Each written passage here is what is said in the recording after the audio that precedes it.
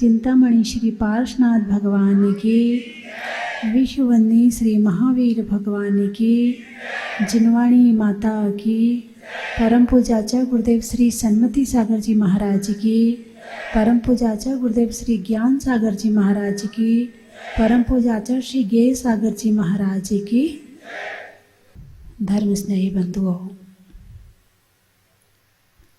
3 glass में पानी है।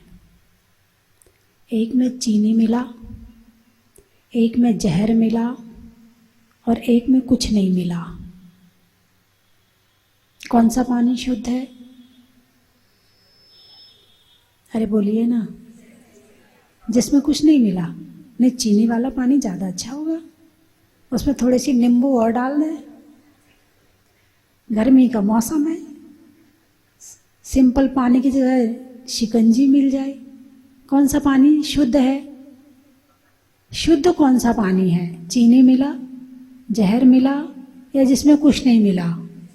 कुछ नहीं मिला। चलो अब इसको एक तरफ रखते हैं।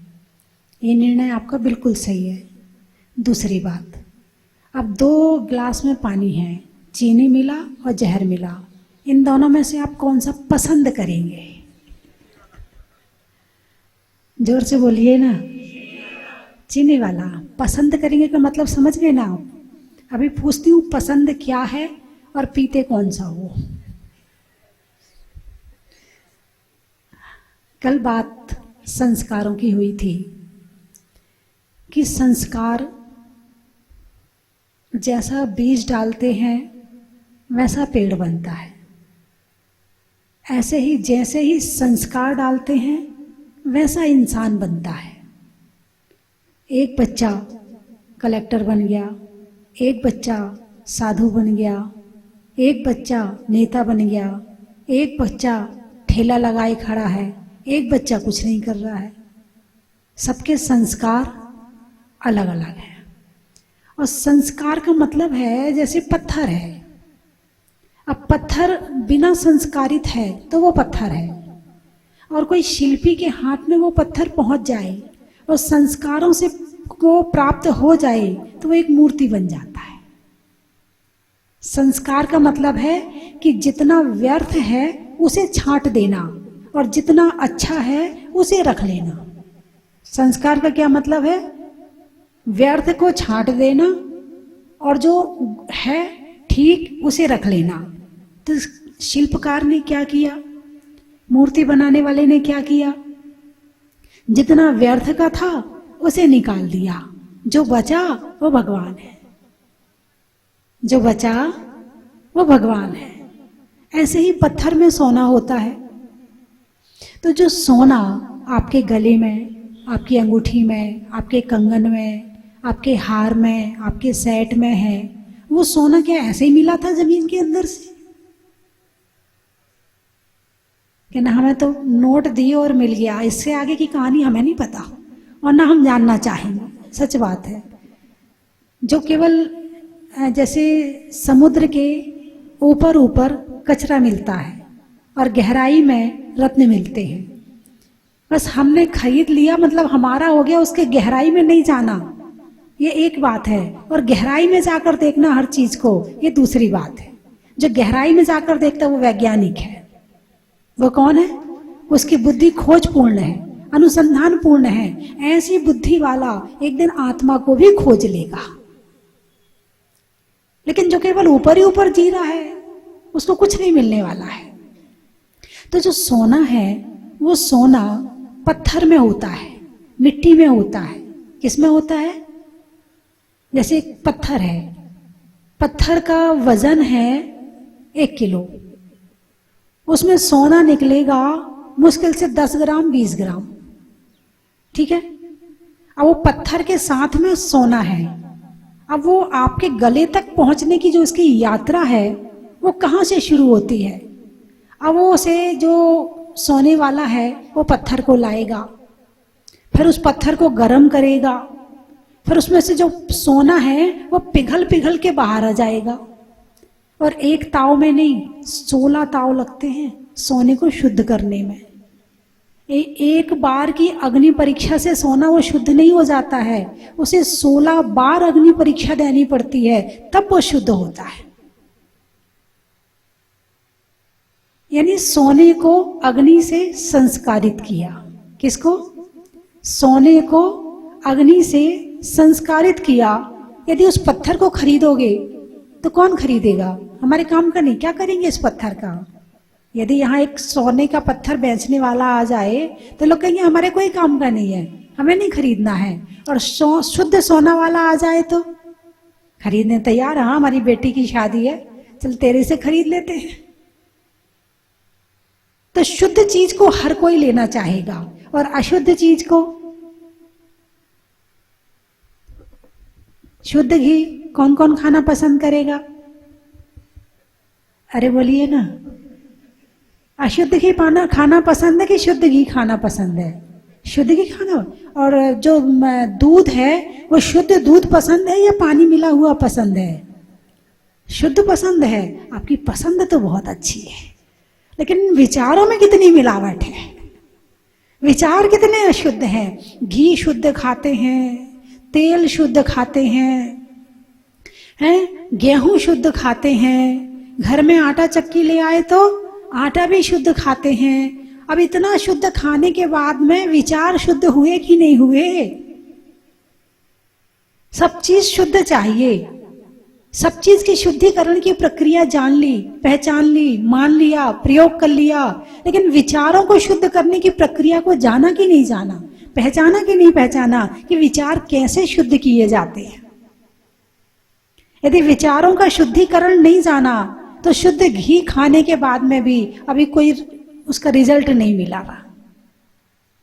सब चीज की शुद्धि के साथ में अपनी आत्मा की शुद्धि और भावों की शुद्धि पर भी ध्यान देना जरूरी है। सब चीज शुद्ध खाने के बाद भी इंसान नरक में जा सकता है, और सब चीज को शुद्ध ना खाए, कम खा ले, थोड़ा खा ले, और विचार शुद्ध हैं, वो कभी नरक में नहीं जा सकता है। तो जैसे पत्थर में सोना है, ऐसे ही इस आत्मा में भगवान है। क्या है? इस आत्मा में भगवान है। अब ये भगवान प्रकट कैसे होगा? पहली बात तो ये पूछ लूं आपसे कि भगवान किसे कहते हैं, क्या क्वालिटी है भगवान की? क्योंकि जब तक भगवान की क्वालिटी नहीं जानोगे तब तक तुम किसी को भी भगवान मान लोगे। कोई भी मिल जाए, हाँ भगवान है, हाँ ये भी भगवान है।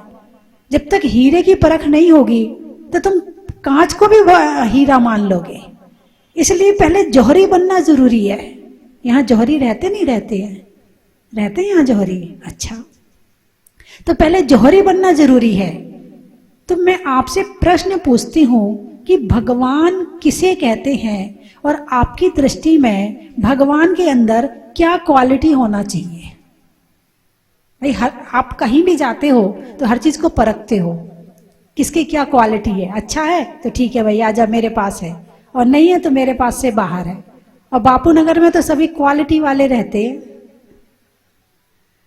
अब आप क्वालिटी वालों ने भगवान की क्वालिटी को पहचाना कि नहीं पहचाना? बोलिए, भगवान किसे कहते हैं? हाथ उठाकर बताएं, भगवान किसे कहते हैं? पहली बात तो आप हाथ ही नहीं उठा रहे। आप लोग भगवान को नहीं मानते हो? मुझे तो ऐसा लगता है यदि आप यहाँ बैठे हो इसका मतलब आप भगवान को मानते तो हो। ऐसा नहीं हो सकता कि आप भगवान को नहीं मानते हो। आप रोज मंदिर आते हो, अभिषेक देखते हो, सब कुछ करते हो, तो भगवान को तो मानते हो ना। लेकिन भगवान को जानते हो कि नहीं जानते हो? भगवान को मानना अलग बात है और जानना अलग बात है। मानने में हमारे पिताजी ने या हमारे दादाजी ने कह दिया ये भगवान है बेटा, हाथ जोड़ दिए। एक वो छोटा बच्चा है, उसको ज्ञान नहीं है अभी, वो जानते नहीं कि क्या होता, जिसने जो बता दिया वो मान लिया। ऐसे ही मानना, बड़ों की बात मान ली हमने, अच्छी बात है, मानना चाहिए। बड़ों की बात मानने में हमारी भलाई भी है, लेकिन जानना भी तो जरूरी है। यदि जानोगे नहीं तो मानने में विशेषता नहीं आएगी। केवल कहने से मान लिया, अभी क्वालिटी नहीं आई, अभी आपकी श्रद्धा मजबूत नहीं बनेगी। लेकिन जिस दिन जान लोगे उस दिन श्रद्धा कोई डिगा नहीं सकता आपकी, और जिस दिन जान लोगे उस दिन सम्यक दर्शन की प्राप्ति हो जाएगी। तो भगवान कहते किसे हैं? चलिए, वीतराग किसे कहते हैं? राग द्वेष रहित। अब राग द्वेष रहित की कभी फीलिंग करी आपने? अच्छा, एक काम करना, आज 5 मिनट राग द्वेष रहित होकर 5 मिनट बैठना। ना हमें राग करना है और ना हमें द्वेष करना है। क्या ऐसा हो सकता है? 5 मिनट के लिए, केवल 5 मिनट के लिए। भगवान का तो हमेशा के लिए छूट गया है, आपको केवल 5 मिनट के लिए छुड़वा रही हूं मैं। 5 मिनट के लिए राग और द्वेष का त्याग कर सकते हो क्या? 5 मिनट के लिए, 5 ही मिनट की तो बात है, और केवल आज की बात है। बिल्कुल मन बिल्कुल शांत हो जाए, इतना शांत हो जाए कि ना किसी की निंदा आए दिमाग में, ना किसी की बुराई आए, ना किसी की प्रशंसा आए, ना किसी के प्रति प्रेम के भाव आए। हास्य, रति, अरति, शोक, भय, जुगुप्सा, स्त्री वेद, पुरुष वेद, नपुंसक वेद, क्रोध, मान, माया, लोभ और मोह, इन भावों से रहित होकर केवल 24 घंटे में से 5 मिनट निकालना है। आपको भगवान की पहचान करवा रही हूं। यदि आप वो 5 मिनट नहीं जी सकते हो तो आपको भगवान की पहचान हो ही नहीं सकती है। भगवान की पहचान इसलिए करवाना चाहती हूं कि उस 5 मिनट में आपको क्या मिला। जब आप राग द्वेष रहित होकर बैठे तो उस 5 मिनट में आपको क्या मिला। वो 5 मिनट आपकी जिंदगी को बदल देंगे, आपके विचारों को बदल देंगे। और यदि वो 5 मिनट आपने राग द्वेष रहित होकर जी लिया, इन कषाय और पाप के भावों से रहित होकर जी लिया, तो आपको इन भगवान में भगवान नजर आएंगे। भगवान नहीं तो मंदिर आओगे, स्वाहा, अर्घ चढ़ाया और चल दिए वापस। और जब तक इनकी पहचान नहीं होगी तब तक कहीं भी जाओगे सब भगवान बराबर है, सब भगवान बराबर है। बहुत से लोग कहते हैं, मुझसे भी कहते हैं। अब मैं हर समय हर व्यक्ति को नहीं समझाती हूं बैठा के। मैं कही जो भगवान है वो भगवान की तुम्हारी क्वालिटी में और भगवान की क्वालिटी में कुछ तो अंतर होना चाहिए। जो काम तुम कर रहे हो वही काम भगवान कर रहे हैं, तो फिर तुम में और भगवान में अंतर कहाँ हुआ? अरे बोलिए ना, बात सही है या नहीं है? पहले तो इस पर मोहर लगाए।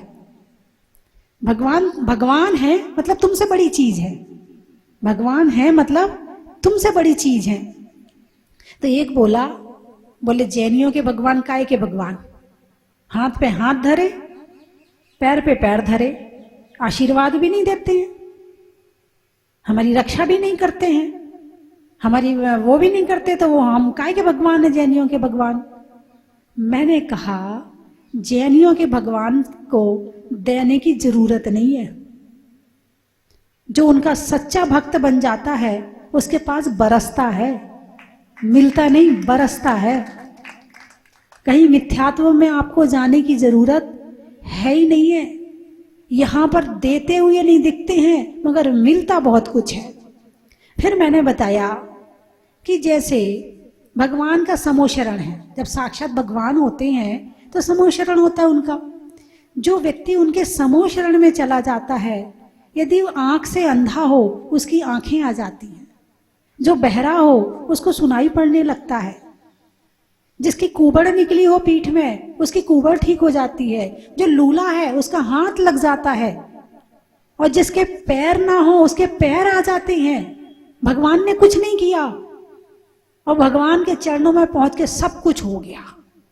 भगवान को करने की जरूरत ही नहीं है। जो हवा भगवान को छूती है वो हवा यदि तुम्हें छू ले तो तुम्हारे शरीर में कोई बीमारी बचे ही ना।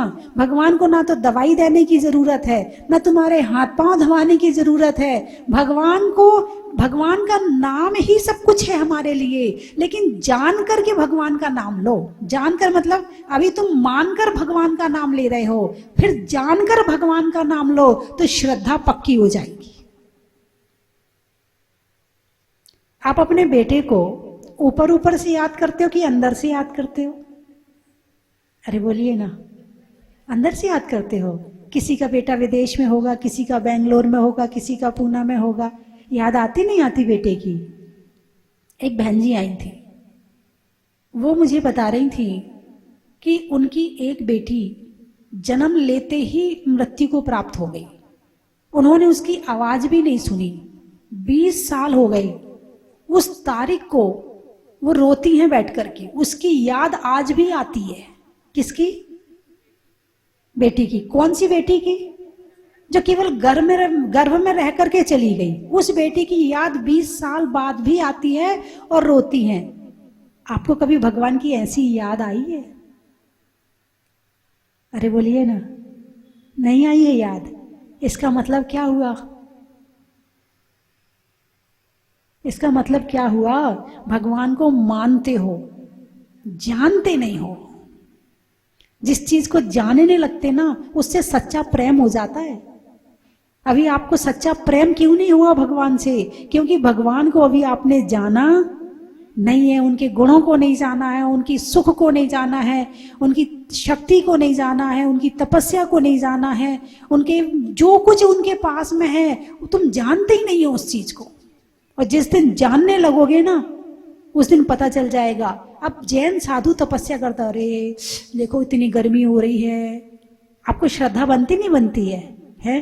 कैसे माता जी एक टाइम लेके रहती होंगी, कैसे माता जी महाराज जी रहते होंगे, अरे कितना उपवास करते हैं। कब आपकी श्रद्धा बनी? जब आपने जाना। कब श्रद्धा बनी? जब आपने जाना। आपने हमें तो जान लिया, लेकिन इस रास्ते पर चलकर जो भगवान बने हैं अभी आपने उनको नहीं जाना है। जिस दिन उनको जान लोगे ना, इन पारसनाथ भगवान में साक्षात भगवान नजर आएंगे आपको। अभी आप याद तो करते हो भगवान को, लेकिन ऊपर से करते हो। बेटे को याद करते हो, वो अंदर से करते हो। मैं सही कह रही ना? अरे बोलिए ना, सही कह रही ना? बेटे को कहां से याद करते हैं? अंदर से। और भगवान को कहां से याद करते हैं? ऊपर से। अच्छा, मुझे ये बताओ कि जैसे कोई बीमार हो और बीमार को दवाई मुंह में रखी और उससे कहते हैं बाहर निकाल दे, तो वो ठीक हो जाएगा क्या? नहीं। क्या करना पड़ेगा? गोली को अंदर निगलना पड़ेगा। तो आपने मोह, राग, द्वेष, कषायों को तो अंदर निगल लिया है, और जो भगवान का नाम है वो मुंह में डाल के बाहर निकालते रहते, अंदर जाता ही नहीं है। माला फेरते हो? कितने लोग फेरते माला? अच्छे से हाथ उठाइए। अच्छा, यहां वाली लाइन माला भी नहीं फेरती है? ओहो, कम से कम एक माला तो फेर लिया करो। आज से फेर लेना, ठीक है? एक माला रोज करना। तो जो माला फेरते हो उसमें आपका मन माला में होता है, भगवान में होता है, या कहाँ होता है? सच बताना। हो सकता है कि हाथ में तो माला हो, मुंह में नमोकार मंत्र हो और मन में बेटा हो। बोलिए, ऐसे ही होता है ना? है? इसका मतलब क्या हुआ? जो अंदर है ना, असर वही दिखाएगा। यदि जो शराब है, कोई शराब को मुंह में भरे और उसको बाहर निकाल दे, नशा नहीं चढ़ेगा। नशा कब चढ़ेगा? बोलिए, जब अंदर जाएगी। ऐसे ही भगवान की भक्ति का नशा क्यों नहीं चढ़ा है? क्यों कहना पड़ता है विधान में बैठने के लिए कष्ट कीजिए, अभिषेक करने के लिए कष्ट कीजिए, ये करने के लिए? अब यहां से आपको जब प्रवचन खत्म हो जाएगा ना, तब नहीं कहना पड़ेगा घर जाने का कष्ट कीजिए। कहा जाएगा क्या? नहीं। और जब प्रवचन में आना हो तो 8 बजे आने का, तो यहां आने में कष्ट हुआ? नहीं हुआ। और घर जाने में? अब आप ही देख लो कि क्या सही है और क्या गलत है। मैंने आपको तराजू दे दिया है। तो संस्कार, सबसे पहले खुद में संस्कार डालने के लिए संस्कारों को जानना पड़ेगा कि संस्कार क्या करते हैं, क्या रिजल्ट देते हैं, क्या प्रॉफिट देते हैं, क्या फायदा पहुंचाते हैं। जब तक आपके सामने फायदे की बात नहीं आएगी ना, आप नहीं करने वाले। आजकल का आदमी न कायदा जानता है न वायदा जानता है, आजकल का आदमी फायदा जानता। मैं फायदा दिलाऊंगी आपको, मैं बताऊंगी कि कैसे फायदा मिलता है। तो सबसे पहले यदि दुनिया में किसी को जानना है ना, तो भगवान को जानो। हालांकि जानने के लिए आप लोग बड़े उत्सुक रहते हैं, लेकिन किसको जानने के लिए? इस जानने की, इस जिज्ञासा की, इस ज्ञान की पिपासा को शांत करने के लिए सुबह से अखबार पढ़ते हैं। बोलिए, कितने लोग अखबार पढ़ के आए? अच्छा, कितने नहीं पढ़ के आए वो हाथ उठाओ। हाँ, महिलाएं नहीं पढ़ के आई हैं? इस जानने की जिज्ञासा के लिए टीवी आ गई, उसमें क्या न्यूज देखते हैं, लंदन में क्या हो रहा है, अमेरिका में क्या हो रहा है, भारत में क्या हो रहा है, यहाँ क्या हो रहा है, वहां क्या हो रहा है। लेकिन ऐसा कोई चैनल होना चाहिए कि मेरे अंदर क्या हो रहा है, जो ये भी बताए। दुनिया के पहचान करवाने के लिए तो दुनिया भर की पत्रिकाएं हैं, दुनिया भर के चैनल हैं, रेडियो है, टीवी है, अखबार है, और कोई ना मिले तो आपस में ही चर्चा करते हैं, तेरे को पता वहां ऐसा हो गया, ये तेरे को पता वहां ऐसा हो गया। हर व्यक्ति चैनल बना हुआ है, हर व्यक्ति अखबार पढ़ने के बाद वो खुद अखबार बन जाता है, और कहीं जाएगा तो उसी की चर्चा करेगा, खुद ही अखबार बन गया। दुनिया की खबर रखते हो, खुद की खबर तो कर लो पहले। तुम कौन हो, कहां से आए हो, क्या करने आए हो, जीवन का लक्ष्य क्या है, किस लिए जी रहे हो, जी करके करना क्या है, कुछ तो अपनी जिंदगी का अहम बनाओ। और जो भगवान को जान लेगा, फिर उसी बात पर आ रही हूं, जो भगवान को जान लेगा उसे अहम बनाने के लिए बताना नहीं पड़ेगा, बन जाएगा। बस एक बार जानने की जरूरत है। एक बार कहीं आप कोई बात सुन लो कि वो चीज बहुत अच्छी होती है, उस कंपनी की चीज बहुत अच्छी होती, किसी ने तारीफ कर दी, अब आपने जान लिया ना कि वो चीज अच्छी होती है, अब आप खरीद के रहोगे, आज नहीं तो कल, कल नहीं तो 10 साल बाद, मगर दिमाग में वो बात घूमेगी कि इस कंपनी की ये चीज मुझे एक बार खरीदनी जरूर है। ऐसे ही भगवान को जानो तो सही। जिस दिन जान लोगे ना, उस दिन आपको कहने की जरूरत नहीं पड़ेगी कि अभिषेक करो, ध्यान करो, तपस्या करो, स्वाध्याय करो, मुझे कहने की जरूरत नहीं पड़ेगी। केवल इसलिए पड़ रही है कि अभी सारा परिचय बाहर से है। किससे है? बाहर से है। और जब तक बाहर ही उलझे रहेंगे तो अंदर कैसे जाएंगे? और अंदर जाएंगे तो बाहर अपने आप छूट जाएगा। बाहर को छोड़ने की जरूरत नहीं पड़ेगी। आप सोचो कि घर वालों को छोड़ने की जरूरत है, इसको ना। एक व्यक्ति गणेश प्रसाद वर्णी जी के पास गया तो उसने कहा, वर्णी जी मैं दीक्षा लेना चाहता हूं मगर घर वाले नहीं छोड़ रहे हैं। बोले कल आना 9 बजे। दूसरे दिन गया तो अंदर से दरवाजा बंद कर लिया वर्णी जी ने 9 बजे और खिड़की खोल दी और वो खंबा पकड़ के खड़े हो गए। व्यक्ति ठीक टाइम पर आया, बोले कि भाई मैं आपसे उत्तर लेने आया हूं। बोले कैसे उत्तर दूं, ये खंबा मुझे नहीं छोड़ रहा है। क्या मैं उत्तर कैसे दूं, मुझे ये खंबा। बोले दरवाजा खोलो। कैसे खोलूं दरवाजा, ये खंबा नहीं छोड़ रहा है मुझे। बोले ये क्या बात कर रहे हो। बोले तुम भी यही बात कर रहे हो। घर वाले तो तैयार बैठे तुम्हें छोड़ने के लिए, वो तो तुम्हारी दृढ़ता देखते हैं कि वास्तव में तुम दृढ़ हो या नहीं हो। और तुम्हारी दृढ़ता जब आगे आ जाएगी तो वो अपने आप झुक जाएंगे, भैया ये मानने वाला नहीं, इसको जाने दो, ये धर्म करेगा तो करने दो, इसको जो कर रहा है करने दो। तुम पहले ही झुक जाते हो। और गणेश प्रसाद वर्णी कौन थे? एक ब्राह्मण परिवार से थे। पहले के समय में स्वाध्याय मंदिरों में चलता था और गर्मी के दिनों में बाहर, एक मंदिर के बाहर बहुत बड़ा चबूतरा होता था। हर मंदिर के बाहर, एमपी में तो देखा है मैंने कि हर मंदिर के बाहर एक बहुत बड़ा चबूतरा होता था। और वो चबूतरा इसलिए होता था कि गर्मियों में वहां पर स्वाध्याय होता था। वो ब्राह्मण परिवार के थे, खुला चबूतरा था, सामने ही रहते थे, आके सीढ़ियों पे बैठ जाते थे।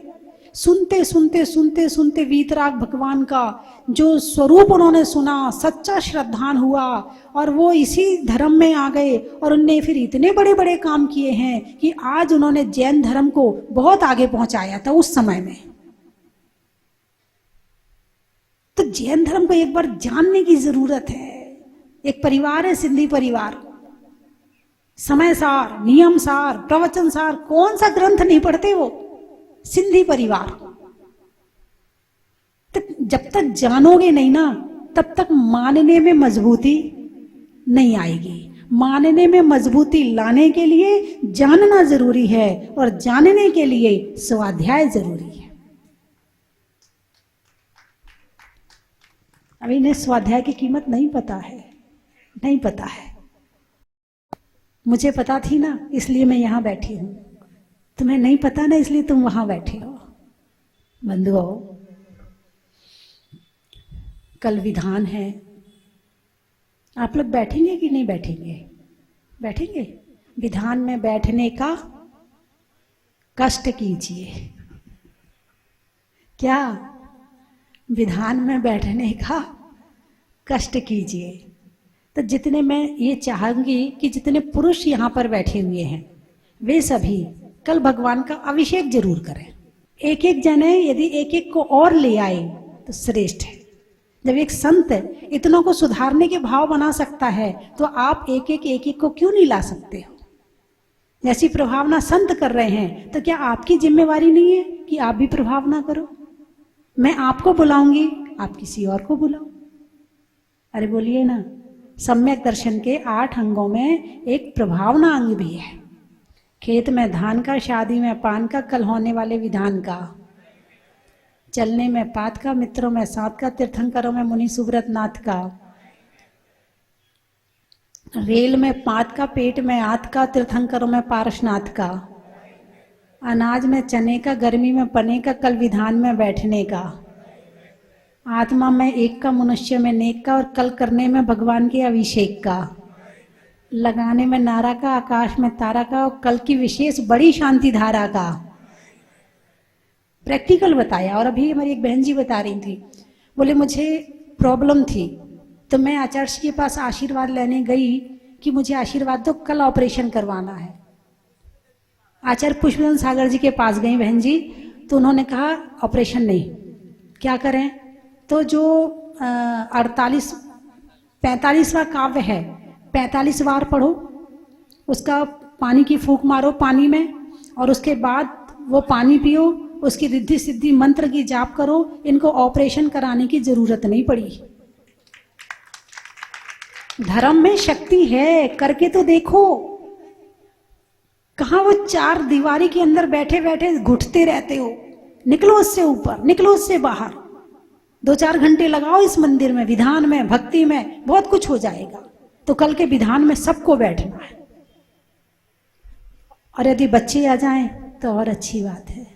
कहीं बिगड़े थारो कहीं बिगड़े, मीठो मीठो बोल थारो कहीं बिगड़े थारो कहीं बिगड़े। या जीवन में दम नहीं, कब निकले प्राण मालूम नहीं। मीठो मीठो बोल, सोच समझ ले, स्वार्थ लो संसार। लाखी जतन कर छूटेगा घरवार। सोच समझ ले, स्वार्थ लो संसार। लाखी जतन कर छूटेगा घरवार। तू जान ले, पहचान ले, तू जान ले, संसार किसी का घर नहीं, कब निकले प्राण मालूम नहीं। मीठो मीठो बोल थारो काई बिगड़े। बोलिए 24 भगवान की। जब भी यहाँ तीर्थ पे आया, भक्ति इतनी अच्छी होती है और भगवान की प्रतिमा ऐसी है कि देखने से ही मन प्रसन्न हो जाता है और उनकी भक्ति करने के बाद तो पूरा जन्म ही सफल हो जाता है। तो मैं यहाँ पुनः कई बार आ चुका हूँ मैं, और जब भी आया हूँ बड़े मन भाव से। और यहाँ जो भानु भैया कराते हैं इसको भक्ति भाव से, उसका तो कोई जवाब ही नहीं है। मैं बहुत तीर्थ जाता हूँ लेकिन ये तीर्थ एक ऐसा तीर्थ बन गया है हमारी समाज के लिए कि जो अलग से ही एक पूरा आदमी का जन्म पूरा सफल कर देगा। तो इसी भाव से श्री 1008 मुनि सोमनाथ भगवान की जय। और मेरे चाचा जी जो हैं श्री जोरीलाल जैन, जो हरिद्वार से हैं, वो यहाँ पर पूरे तन मन धन से लगे हुए हैं माता जी की सेवा में, भगवान की सेवा में। मैं उनको भी सत सत प्रणाम करता हूँ। जय जिनेंद्र। मिला मुनि सूरतनाथ भगवान के दर्शन करने का और मेरे परिवार द्वारा शांति धारा करने का मुझे बहुत ही आनंद मिला। और मुझे अचानक ही यहाँ के दर्शन मिले। मैंने सोचा भी नहीं था इस बार कि मुनि सूरतनाथ भगवान के दर्शन करने जाऊंगी, और एकदम 10 मिनट में मैं तैयार होके मुनि सूरतनाथ भगवान के दर्शन करने में आ गई हूँ। मुझे बहुत ही आनंद हो रहा है।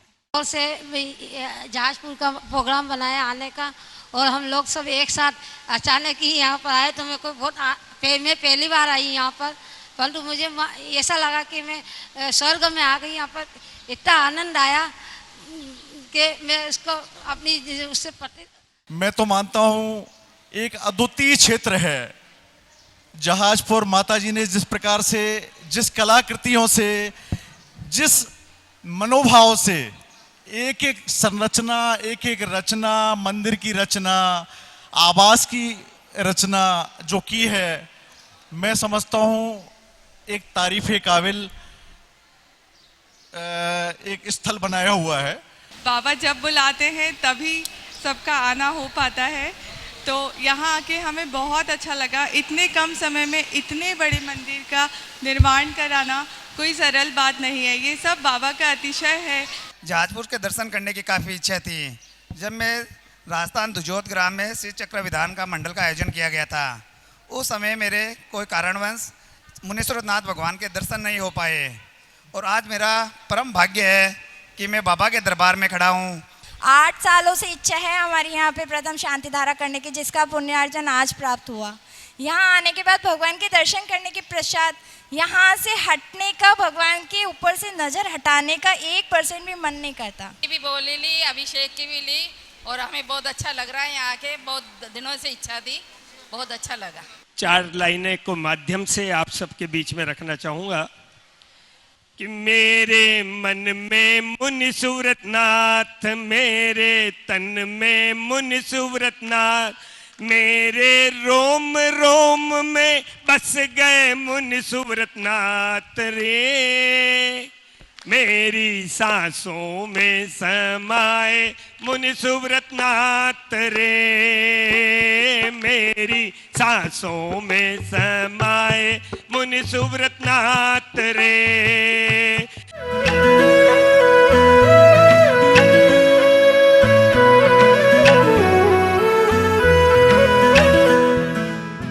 कंचन की थाल को सजाओ रे आज, रत्नों की थाल को भर लाओ रे आज।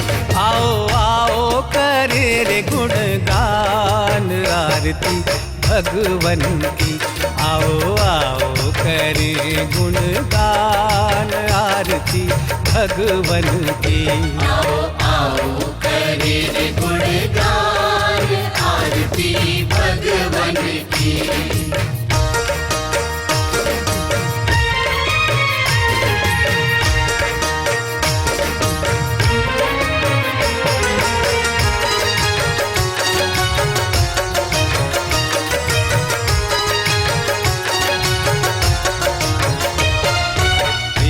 सुमित्र के राज दुलारे, माँ पद्मा जी के नैनों के तारे। पिता सुमित्र के राज दुलारे, माँ पद्मा जी के नैनों के तारे। राजगृही में जन्म लियो आप, राजगृही में जन्म लियो आप। आओ आओ मनाए खुशी आज आरती भगवन की। आओ आओ करे गुणगान आरती भगवन की। आओ आओ करे गुणगान आरती भगवन की। परम विदुषी लेखिका गणिनी आरिका रत्न श्री 105 स्वस्ति भूषण माता जी जिन्होंने मात्र 20 वर्ष में 100 से भी अधिक किताबें लिखकर जैन समाज को अनूठा योगदान दिया है। बड़े बड़े विधान जैसे कल्पद्रुम महामंडल विधान, सिद्ध चक्र महामंडल विधान, इंद्रध्वज महामंडल विधान एवं विशेष जिनपद, पूजांजलि आदि महत्वपूर्ण साहित्य बहुत ही सरल व सुबोध शैली में लिखे हैं, जिसमें गद्य एवं पद्य साहित्य भी समाहित है। इन महान साहित्यों को पढ़कर आप भी अपने ज्ञान का विकास कर सकते हैं। साहित्य प्राप्त करने हेतु आज ही संपर्क करें। संपर्क सूत्र 7906062500 98683 45768।